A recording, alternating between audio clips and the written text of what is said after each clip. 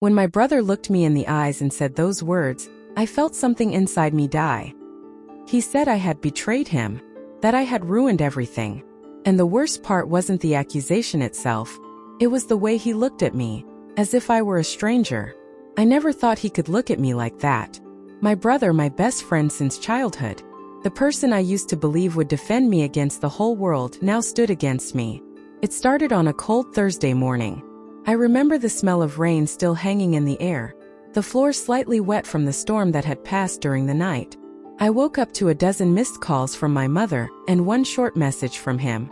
"We need to talk. Don't lie to me this time." I froze. What could he possibly mean? When I called him back, he didn't answer. Hours later, he showed up at my apartment, eyes red, voice trembling with rage. He didn't even sit down. He just threw a folder on the table.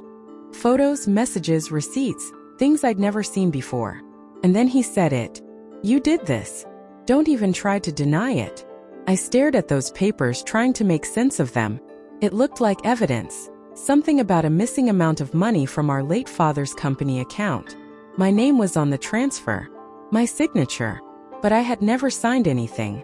"Daniel," I whispered, my voice shaking. "I didn't do this. I swear to you." But he wasn't listening.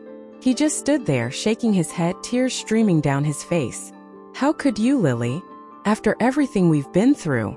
And just like that, the air between us shattered. For days I tried to reach him, to explain, to show him that it wasn't me. But he didn't answer. He told Mom he didn't want to see me again. He told everyone I'd stolen from the family. The shame. It's hard to explain. You start questioning yourself, your worth, your memories, everything you believed about love and loyalty. But let me go back for a second. Daniel and I weren't just siblings. We were survivors together. Our father died when we were young, and our mother had to work double shifts to keep the house running. Daniel always said we'd make it out together, that we'd protect each other no matter what. He was the strong one, confident, charming, always the center of attention. I was quieter, the kind who loved books, who fixed things behind the scenes. We balanced each other. When he opened the family business after college, he insisted I join him. "We'll build something together, Lil. For Dad." And we did. Or at least I thought we did. Until that morning. After the accusation, everything fell apart. Clients stopped calling me. Friends avoided me. Even Mom didn't know what to believe. And Daniel, he changed completely. Weeks went by without a word. Then one night I saw him on the news. A report about the company's financial trouble. They said internal theft had been discovered. They didn't mention names, but I knew. Everyone knew. That night I sat in my small kitchen, staring at my phone, at the empty contact list that used to be full of people. I had lost everything, my job, my family, my brother. But deep down, something didn't make sense. The documents he showed me, the signature, the timestamps, there were inconsistencies. I couldn't prove it yet, but I felt it in my bones. Someone wanted to destroy me. And the only question was who? I started digging. Quietly, carefully. I went through old emails, archives, contracts. I spent sleepless nights comparing numbers, signatures, access logs. Every time I got close to something, I hit a wall. Until one night, while scrolling through old financial reports, I noticed something odd. A transfer made weeks before the accusation, to a company name I didn't recognize. I Googled it. It led nowhere. But when I cross-checked the data, I saw something that made my heart race. The company's address matched one of Daniel's closest friends, Eric. Eric had worked with us for years. He was like another brother. He had access to everything. I didn't want to believe it. But the more I looked, the more the pattern appeared. Multiple transfers, small amounts at first, then bigger. All with my credentials. All traced to accounts connected to Eric. I couldn't sleep that night. My hands were shaking, my heart beating so fast I thought I'd faint. The anger, the disbelief, the fear. It all mixed into something dark. But I needed proof. Solid proof. Because even if I found it, Daniel wouldn't believe me unless it was undeniable. A week later, I decided to confront Eric. I showed up at his office unannounced. He looked surprised, nervous even. "Lily," he said, forcing a smile. "It's been a while." "Cut the act," I said. "I know what you did." He laughed, that fake laugh he always used when he was cornered. "I don't know what you're talking about." but I could see the panic in his eyes. "You framed me," I said. "You used my login, my signature. You knew Daniel would believe you over me." His expression hardened. "You have no proof." And he was right, at least then. I walked out shaking, furious, helpless. But as I left, I noticed something. His assistant's desk had a stack of printed reports, one of which had the same fake company name I'd seen. So I did something desperate. I waited until after hours, snuck back in, and took a photo of one of the files. I didn't care if it was risky. I just needed the truth. That night, I stared at the photo on my phone. A record of transfers, dates, amounts, and one signature that wasn't mine. It was Eric's. I cried. Not because I was relieved, but because I knew what would come next. If I was right, then Eric wasn't acting alone. Someone had to approve those transfers. Someone Daniel trusted. And that's when it hit me, Daniel's new girlfriend, Mia. She had joined the company months before everything started. She worked in accounting, and Daniel trusted her completely. I remembered her perfect smile, her polite tone, and how she always avoided my eyes. The next morning I called Daniel. No answer. I texted him. Nothing. I decided to go see him face to face. When I got to his place, he opened the door halfway, eyes cold. "What do you want, Lily?" "I just need you to listen. Please." He sighed. "You've said enough." "Daniel, I found something. About the transfers." He hesitated, but I saw a flicker of doubt in his eyes. 2 minutes, he said. I showed him the photo, the documents, the pattern. I explained everything, Eric, the false company, the signature. At first, he just stared at me in silence. Then he laughed bitterly. "You're unbelievable. Still trying to lie your way out." That broke me. "Do you really think I'd do this to you? To Dad's company? To everything we built?" He looked away. "Just go, Lily." And he closed the door. I stood there outside his house shaking. I wanted to scream, to break something, to disappear. Days passed. I kept digging, kept gathering proof, even though I had no idea what to do with it. Until one afternoon, a call came from an unknown number. "Lily," a voice said. It was Eric's assistant. "You don't know me, but I think I can help you." I froze. "Why?" I asked. "Because what they did to you is wrong. And I have the emails to prove it." I met her the next morning at a small cafe downtown. She handed me a USB drive and whispered, "Be careful. They'll do anything to protect themselves." That night I opened the files. And there it was, a series of emails between Eric and Mia. They had planned everything. The fake accounts, the transfers, even how to make it look like my fault. But what shocked me the most was the reason. They wanted control of the company. Eric had debts and Mia. She wanted Daniel's trust, his inheritance, everything. I sat there staring at the screen, tears rolling down my face. I wasn't crazy. I wasn't guilty. But the damage was already done. How do you fix something when the person you love most believes you're a monster?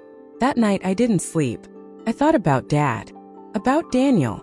About the promise we made when we were kids. Always together, no matter what. I realized then that if I wanted to save what was left of us, I had to face the truth head-on. I had to confront them all together. And that's exactly what I planned to do. The next morning I woke up with a strange calm inside me. The kind that only comes when you have nothing left to lose. I looked at the mirror and barely recognized myself. My eyes were tired but sharper. My voice quieter but stronger. For months I had begged to be heard. Now I wasn't asking anymore. I was going to make them listen. I printed the emails, the transaction records, the screenshots. I put everything in a folder. Then I called Daniel's assistant and said, "Tell my brother I'll be at the office at noon. If he doesn't want the truth, he can fire me himself." In front of everyone. My heart was racing. My hands trembled as I walked toward the building that used to feel like home. Every step echoed with memories, laughter, long nights, coffee breaks before everything fell apart. When I entered the office, everyone went silent. I could feel their eyes on me, whispers, pity, judgment.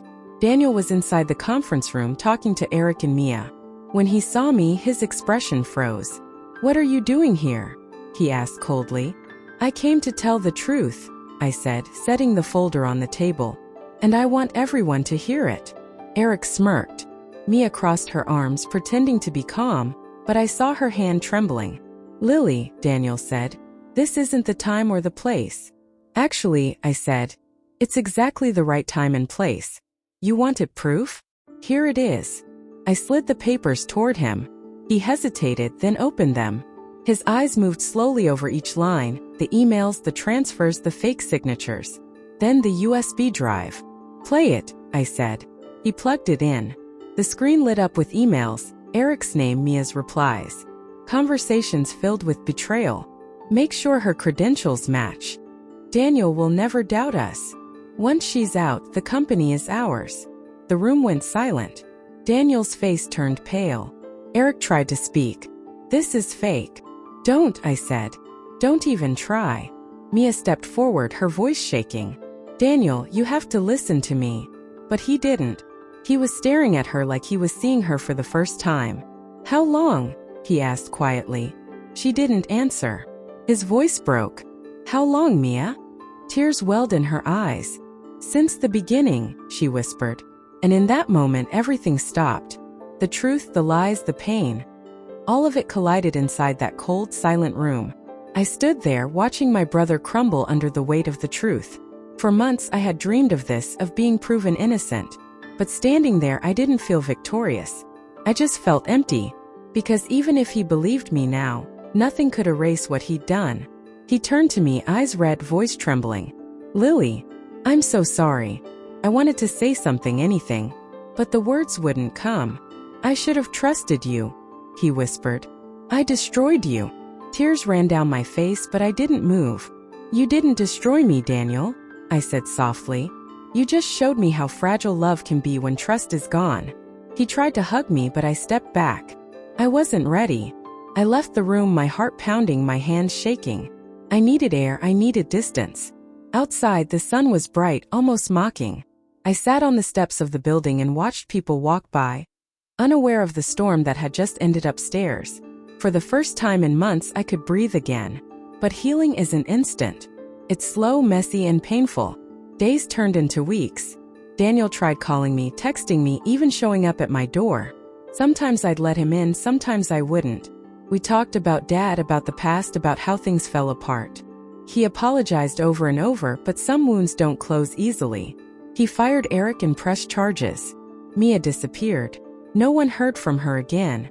The company started to recover, but our family didn't. Not right away. Mom cried when she found out the truth. She held me for a long time and said, I knew deep down you couldn't do something like that. I wanted to believe her. But deep down I knew she had doubted me too.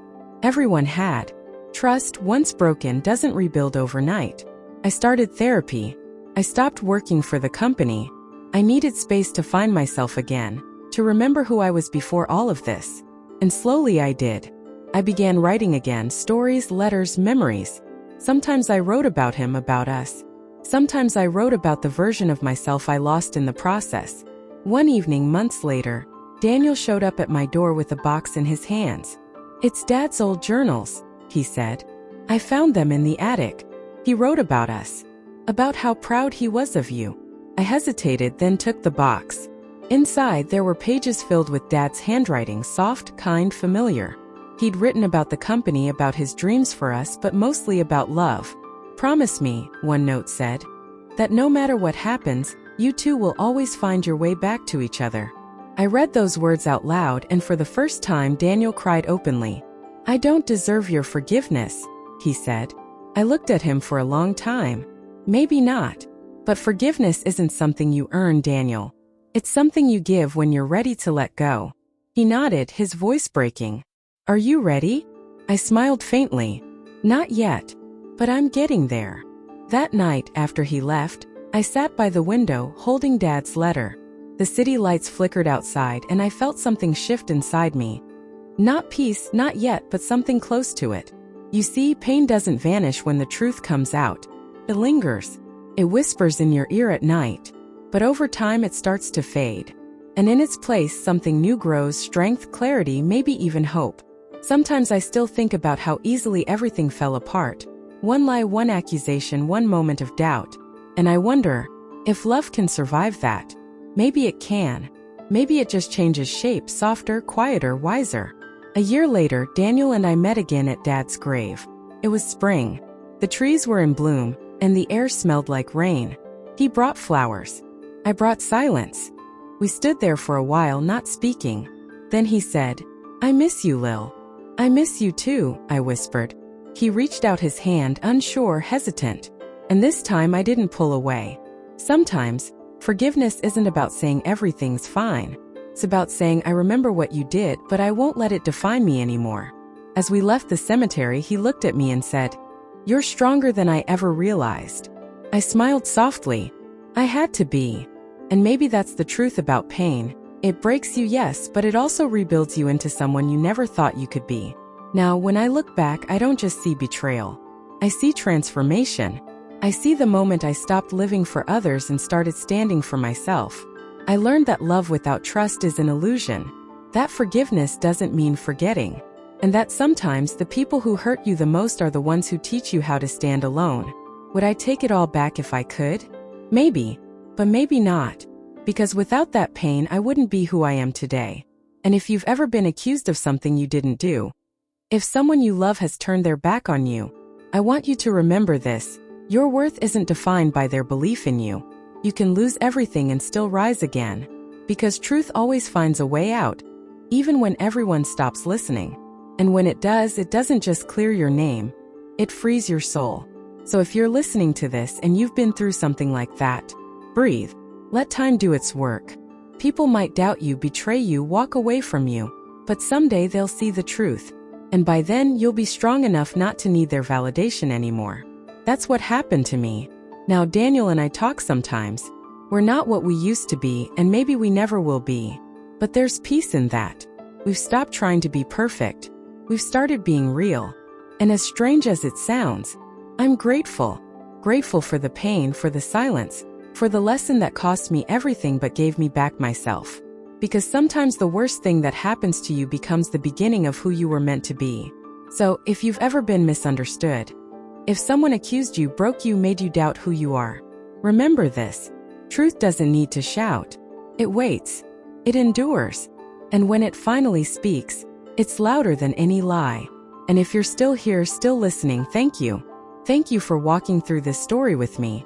For staying until the end. Maybe my story reminds you of your own. Maybe you've been in my place, or maybe you've been Daniel. Either way, don't let pride destroy love. Don't let silence build walls that could have been bridges. And if someone once accused you of something you didn't do, forgive, not because they deserve it, but because you do. Because in the end, forgiveness isn't about them. It's about finding your way back to peace. And if you've made it this far, thank you for listening. If this story touched you in any way, share it with someone who might need to hear it. And tell me, have you ever been betrayed by someone you love?